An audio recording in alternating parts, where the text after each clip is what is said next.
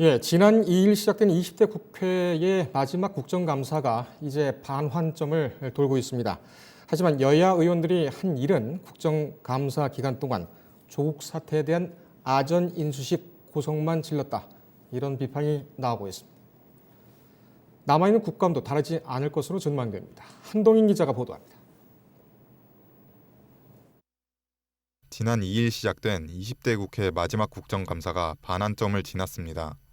하지만 조국 정쟁에 매몰돼 행정부 감시 견제라는 취지가 훼손됐다는 지적이 나오고 있습니다. 이번 국감은 여야가 첫날부터 조국 법무부 장관 이슈로 충돌했습니다. 조국 장관 관련 증인 채택이 문제였습니다. 문화체육관광위원회 국감은 25분 만에 파행됐고 다른 여타 상임위에서도 같은 장면이 재현됐습니다.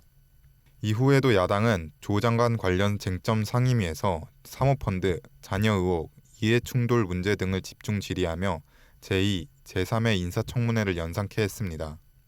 지난 10일에는 법원이 조국 장관 동생의 구속영장을 기각함에 따라 공방이 한층 강화되기도 했습니다.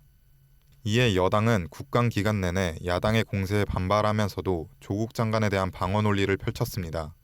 국감 중 욕설과 막말을 내뱉은 여상규, 이종구 의원을 국회 윤리위원회에 제소하는 등 강경 대응에 나서기도 했습니다.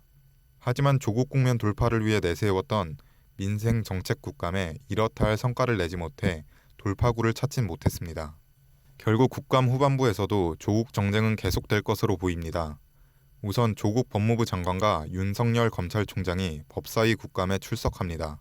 15일 법무부 감사엔 조국 장관이 대정부 질문 이후 처음으로 의원들의 질의를 받습니다.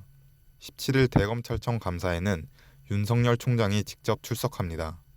야당은 검찰 수사 진행 상황에 대해 언급하고 여당은 검찰의 피의사실 공표, 수사 공정성 문제를 추궁할 것으로 보입니다. 이 외에도 국무조정실, 기획재정부, 교육부 등 조 장관 의혹과 관련된 상임위의 소관기관 종합감사가 남아 있습니다.